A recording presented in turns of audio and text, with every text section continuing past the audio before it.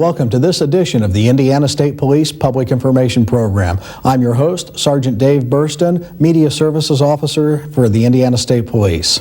Today's program, we're going to be talking about something very important. That's drugs, specifically methamphetamines. And I'll have two guests with us here today to talk about it. First, the Sheriff of Montgomery County, Dennis Rice, and also an undercover officer who we will only refer to as Kurt. This will be a very interesting program, so please stay tuned and we'll be right back.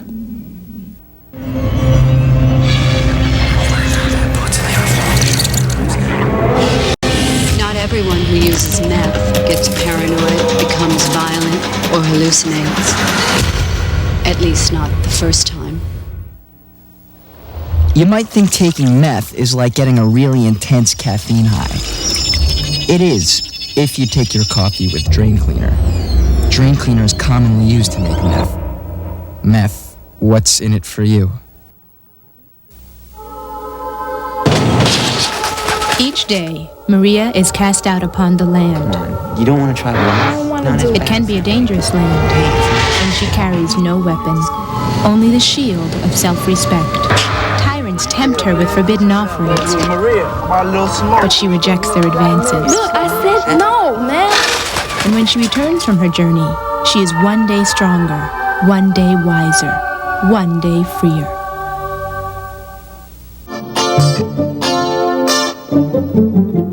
Hello and welcome back. As I mentioned before, we have two guests today. First, we're going to be starting with the Sheriff of Montgomery County, Dennis Rice. Sheriff Rice, thank you for making time in your schedule to be here today. Thanks for having me. It's good to have you here, and I'd like to start out by introducing you to our viewers and learning a little bit about yourself. You've been in law enforcement for how long now? About 24 years now. So 24 years, and I understand that a good portion of that, about more than 7 or 8 years of that, has been a sheriff as one time or another. Right, I served 11 years as sheriff and then laid out a term and been reelected as sheriff again. So you must be doing a good job in Montgomery County for the people to have that kind of faith in the work that you've done and the service that you've provided. I hope so. So you're being too modest. So now we're here today to specifically talk about what's been an increasing problem in the state of Indiana, and that has been clandestine drug laboratories, specifically involving two types of drugs, methcathinone and also methamphetamines. And we're going to talk about methamphetamines now. What really brought your attention to this problem? We've been receiving some intelligence information that some clandestine labs have been taking place in our local motels. And through some undercover operations and some other means, we were able to get into one of the labs. After we got into the lab and dismantled it, we discovered that the method of making this particular type of methamphetamine was known as the Nazi method. It was introduced by a person who came to our community from Missouri. Missouri's had quite a problem with that type of lab. So literally from the show me state came to Indiana and started showing people here how to do it. I think we need to clarify for our viewers, we're used to the terminology clandestine lab and a laboratory, drug laboratory, and you mentioned that your intelligence information showed that it was happening in motels. I think we need to tell our viewers, what is a drug laboratory? Well, a clandestine lab's a lab, an undercover lab, a lab that an individual or a group of individuals are making an illicit drug behind closed doors, not legal, so that law enforcement and others don't discover it. Why does the criminal element typically choose to do this in a hotel or a motel? To stay hidden, and so other reasons, so they don't lose their assets if they have any, if they are arrested. So they're looking at ways to circumvent the law of asset forfeiture in the event they're arrested by not doing this in their home. They hope that they don't have to worry about having their home seized. I think that may be true in some cases. Now, is another part of it because of the volatile chemicals that are used to make these drugs? Because basically when they finish, they just check out of the hotel, and in essence, they've left a hazardous material site behind them, haven't they? In some cases, that's true. What kind of materials, and I know that you're not going to tell people how to make the drug. That's not our purpose for being here. But can you explain to our viewers what kind of materials go into making these drugs? There's several things. One of the key elements is ephedrine, which is found in cold tablets. They use things such as drain cleaner, lithium out of lithium batteries, starting fluid or ether, anhydrous ammonia, and some other chemicals. So you've got anhydrous ammonia, you've got ether, starting fluid, battery acid in essence, lithium. The lithium, and this is being used to make the drug or cook the drug, and all of these things then people are actually ingesting in their body. That's true. How do they typically take methamphetamines? The most common method is that we're finding in our community is by inhaling the fumes off of it after it's been heated. And they do that in 2 or 3 different ways. Now, to help combat some of this, you've actually started providing training for the police and fire department personnel, is that correct? That's correct. What has that involved? Well, once we recognized how serious the problem was in our community and how fast it was evolving, we arranged to have a chemist from state police come in and train local law enforcement, emergency services, and fire departments about the hazards of the labs, the things that are involved, so they know what to expect and how to recognize one if they get called to a fire or an emergency that may have involved a clandestine lab of some type. What we're going to do right now is we're going to take a commercial break, and when we come back, we're going to show you some actual footage from that training. I think you'll find it very interesting, so please stay tuned and we'll be right back.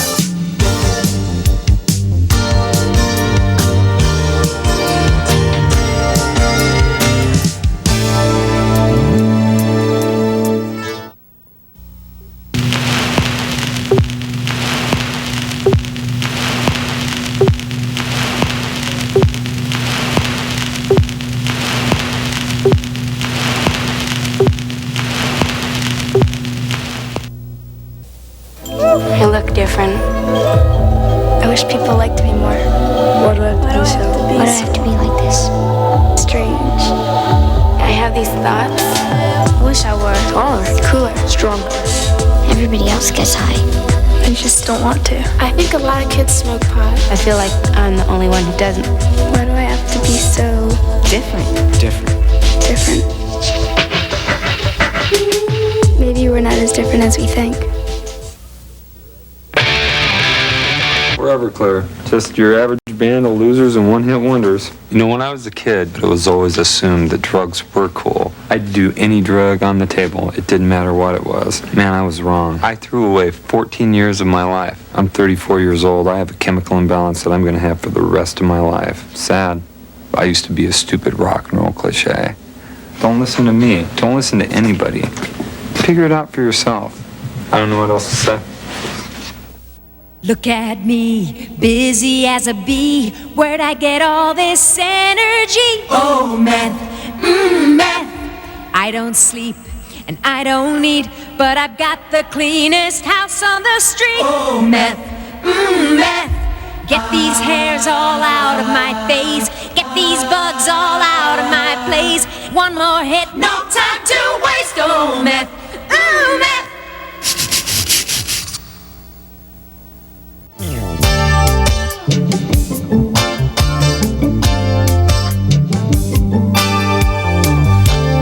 Welcome back to the program. If you're just joining us, we are talking about clandestine laboratories where illegal drugs are manufactured. We have 2 guests today. We have the Sheriff of Montgomery County, Dennis Rice, who we've been talking with in our first segment. And now, as we mentioned, if you've already been with us, we want to take a look at the training that is being provided for law enforcement personnel as well as fire department personnel as to what to do when they encounter one of these undercover laboratories. So please watch this. I think you'll find it very interesting. About the 12 clues, what you might be looking for, what might be indications that you are in fact in a methamphetamine lab. As we'll just simply go down here real quickly and review things. The ephedrine or pseudoephedrine containers, isopropyl alcohol in the bottle, that's what they're going to draw the pills in. The pill soakings, which are going to look like this. Okay, just this white stuff soaked with kind of milky top, with white paste on the bottom. The pill dough, you might find pill dough, what that's going to be, it's going to be a coffee filter with white paste in it, okay? Most of you probably don't have any of that sitting at home. Felony funnels, these things right here. I doubt very much if anyone at home is cutting up their Mountain Dew bottles to make funnels out of it. They on a regular basis do that, and they prefer this over anything else. Lithium batteries, again, Energizer seems to be the most popular brand. All the parts and pieces, empty wrappers even, that's good. That's a good indication. I don't know why anybody would strip the battery out unless they wanted the lithium. And the only people that want lithium are people who make methamphetamine. The ammonia tanks, again, be thinking of propane. They use these big 5 or 10 gallon white plastic cardboard containers. And again, an indication there will be a strong odor of ammonia and icing up on the outside. Starting fluid cans. If you see a lot of starting fluid cans, particularly if they've got holes in them, that's an indication you may be in a laboratory. Strainers, coffee filters, and HCl generators. This is exactly what it looks like right here. And this is what you'll see. And what they'll do is they'll crumple these things up and just throw them out in the trash. And what's in here, remember, is sulfuric acid in combination with salt producing HCl gas. So if the vapors don't get you, if the liquid gets on you, it will. Okay, so there's two bad things going on here in this process. We have had cooks knocked down by this HCl gas. So it's not something you want to breathe a lot of. And again, it smells like chlorine. And finally, the snowflakes. If you have a strong smell of ether, this is what it'll look like. It'll be a jar just like this with white crystals on the bottom, and what you'll smell is ether. Okay, that is methamphetamine in ether. Don't light a match around it. Anhydrous ammonia. You don't want to get this on. You don't want to really want to breathe it because it's severe corrosive and it burns your skin. Lithium is reactive to body moisture, corrosive to skin, reacts violently with water. I can't emphasize that. If you had a sizable quantity of lithium that got water on it, it would be a real problem. Sodium, didn't talk about that, but the original way they made methamphetamine using the Nazi dope method, they used elemental sodium. Sodium is the same as lithium. If you put water on sodium, it will light up.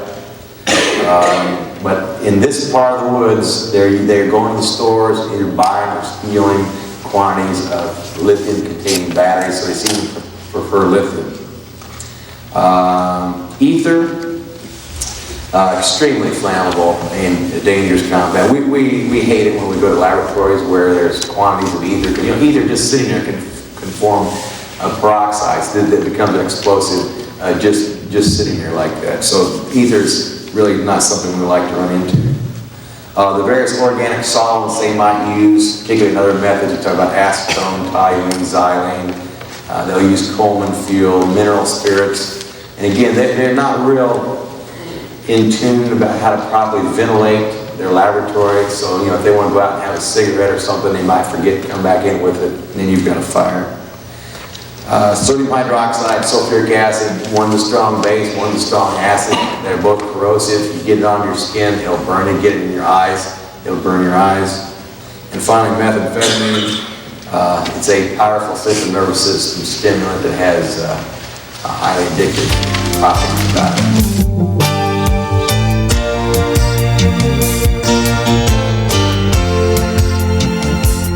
I hope that you found that very interesting. And Sheriff, I'd like to talk to you a little bit about what we just watched. Is that pretty typical as far as in your experience what you see with these undercover laboratories? Yes, it is. And the chemicals that are involved, again, aside from the fact that I can't imagine somebody inhaling that into their body, the other concern is the volatility as far as a place like that could explode. That's true.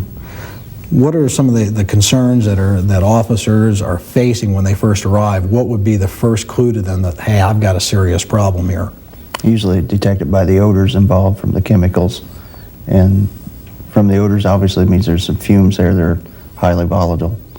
So they're concerned about that, and concerned of explosions. Some of the chemicals, such as lithium, can explode or become flammable if exposed to moisture. So there's concerns that something could happen when they enter the premises to activate some of the chemicals. How will chemicals like this typically be disposed of? We found them dumped along the road. We found them in trash bins, just left behind in motel rooms. The easiest way they can find to get rid of them.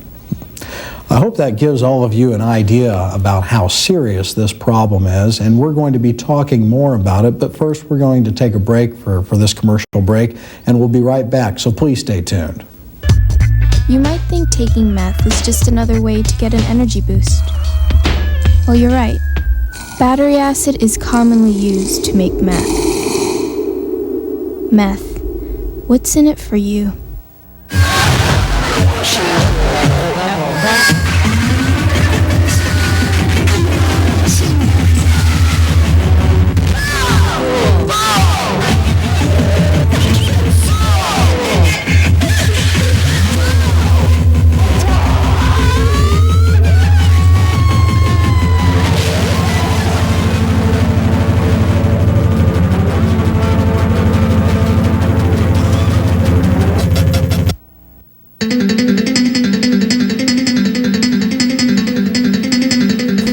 Welcome back to the program. If you're just joining us, we have been talking about clandestine laboratories or undercover illegal laboratory operations where drugs are made for personal consumption that are illegal or being made also to be sold.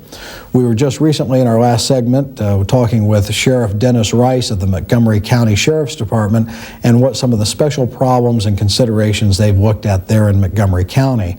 Joining us now is an undercover officer who we will just refer to as Officer Kurt. Kurt, welcome to the program. Thank you. It's good to have you here. I appreciate you taking the time. I want to tell our viewers a little bit about you without compromising your identity too much, so I'm just going to ask you some basic questions. You've been in law enforcement how long now? I'm currently in my 17th year. So 17 years as a police officer, and you've been involved in undercover operations how long? Approximately 14 of those years. So 14 years doing undercover operations. If you were to quantify how many undercover operations you've been involved with as far as buying or arranging transactions, what would that be? In the neighborhood of 400 to 500. 400 to 500 operations, so pretty well involved in it. That'd be correct. When you look at the issue of methamphetamines, is this as big a problem as others, or is it just a little bit different? What's your experience been? It's a little bit different in that it's not constant every day over those 14 years, such as marijuana or something like that. It's more in line with cocaine, things like that we would purchase. We were talking at the last segment before we started talking right now that your experience has been that most people that are involved in the illegal drug trade, they're doing it to make money. That's correct. And you see that there's a little bit of difference with methamphetamines. What's that difference been? With what's been experienced here lately with the cooking, those individuals don't seem to be making the product to sell it. They're making the product for their own personal use and the use of those friends around them.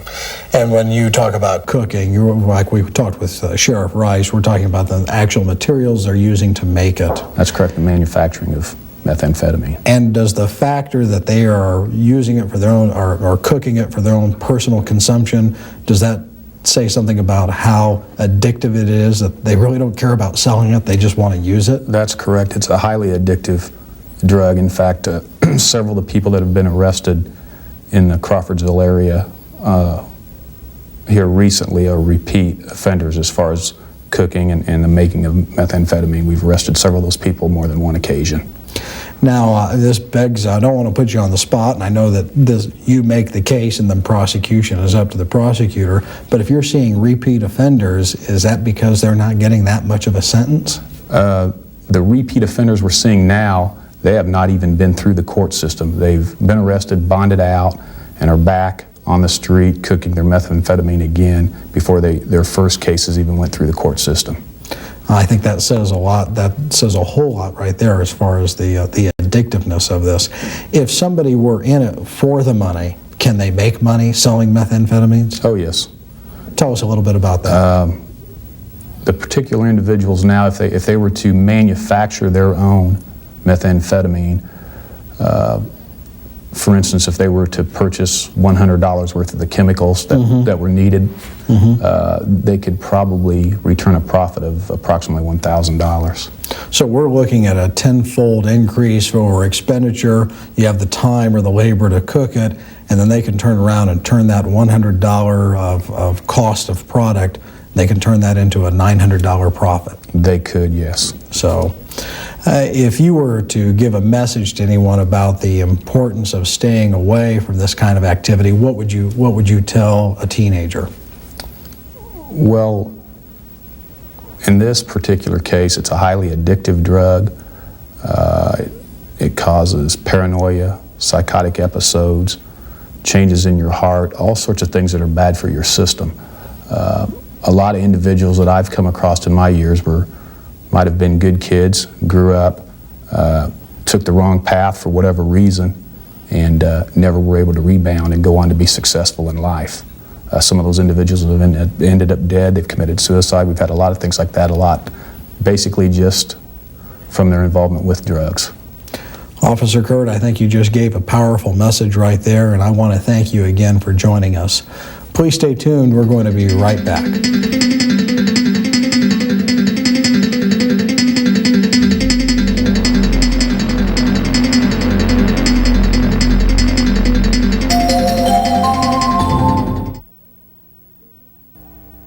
Look at me, busy as a bee. Where'd I get all this energy? Oh, meth, meth. I don't sleep and I don't eat, but I've got the cleanest house on the street. Oh, meth, meth. Get these hairs all out of my face. Get these bugs all out of my place. One more hit, no time to waste. Oh, meth, meth.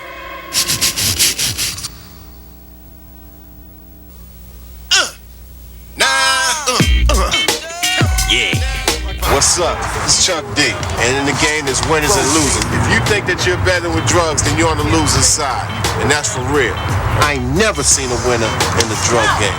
So we want to make sure that the next generation ain't generation wreck.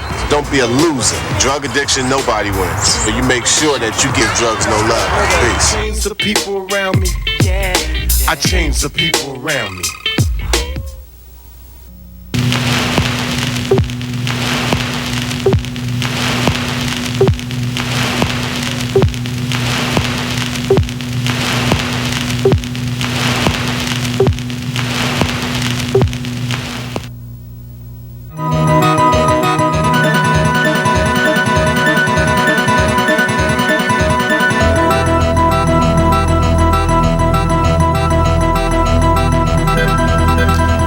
Welcome back to the program. If you're just joining us and came into the middle of the last segment, we just finished an interview with an undercover officer who we just referred to as Kurt, and you learned some of the things about the concerns and what's involved in the mentality of the type of people that are involved in this illegal drug use.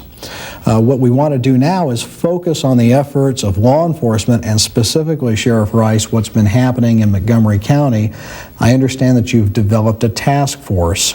Can you tell our viewers about what was involved for the task force? Okay. As we saw, the problem it was increasing rapidly. We coordinated between Crawfordsville Police Department, Montgomery County Police Department, and the Indiana State Police, organized a task force and started several operations to address the labs.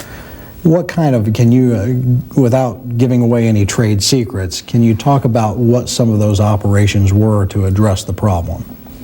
Concentrated patrols, undercover operations, and things of that nature. Now, you had mentioned during our last break, we were talking about during the commercial break, that there are some other concerns that you have as far as the chemicals that are used and how they're disposed of. Can you share that with our viewers? One of our concerns is the anhydrous ammonia that is used. That's the only substance that they cannot go out and buy and make the methamphetamine. What's that typically used for? It's used in farms to apply to corn, for the growth of corn. So how are the people that are using this for illegal purposes, are they stealing it from farmers? Are they getting it from farm suppliers? How's that happening? From farm supplies and from farmers. what's called pony tanks of anhydrous ammonia are typically parked in fields where it's being applied, or some farmers have those on their farm, and then they're left at the grain elevators where it's sold at. So the criminal elements, the suspects here, are actually coming into the fields, and are they stealing the whole tank, or are they just emptying the contents? They just empty some of the contents into a container, and it's being emptied into containers that are not designed to hold that type of chemical. What would you recommend, shifting gears a little bit here, what would you recommend to a member of your community or any community in Indiana to do if they suspect some type of occurrence like this? Particularly a farmer may not recognize that's why that chemical is missing, and may just think, oh, maybe I left the valve on, maybe I did something wrong. If a farmer recognizes that that material is gone, what should he do? Need to notify the local law enforcement so that they can start an investigation into that. Because there may be tire tracks at the scene, maybe somebody saw something that happened, maybe a neighbor or a passing motorist may be aware of something that had transpired. That's right. Now, when you look at the overall concern with this in Montgomery County, how big of an issue, how much has this problem grown over the past months or years? Since the 1st of July, we've had 16 such labs in our community. So that's from July of this recent year? 98, yes. Of 98, so you've had 16 labs in a period of just over barely 6 months. Yes, and we've arrested about, I believe, 31 people. Now, have you had any of the cases where you've arrested people? Have any of those been closed out? Has there been a conviction on any of them? I don't think any of the cases are disposed of as of this date. So it's a long process to go through the prosecution of this. That's correct. Now, has the prosecutor's office been involved with any of the trainings that you've done before? They've been very involved in the investigations and as this thing has occurred. What is your expectation as you see some of these cases come to a close as far as what type of punishment will be given to the people involved? Well, I hope that they're severely punished, but I'd hate to speculate at this point, but that's for the court to determine. Yeah, it's hard to say. So these are typically, what grade felony violations are these typically? B and C felonies. So, and B and some C, A felonies. and some A felonies, and A felonies are carrying up to 40 years, and the B and C felonies are carrying anywhere from 10 or 20 years, depending upon antagonizing circumstances. So that's something to think about too. Sheriff, I want to thank you very much for taking time from your schedule today, and I hope that all of you have enjoyed today's program and learning more about the problem of clandestine laboratories within our state and maybe within your community. Please, if you are aware of anything of this nature occurring in your community, take the time to call your local police department, be it city, county, or the state police. Thanks for joining us for this edition of the Indiana State Police Public Information Program, and we hope to see you at the next one. But between now and then, the next time you're in your car, please remember to buckle up. The life you save may be your own or that of somebody you love. Till next time, take care. Bye-bye.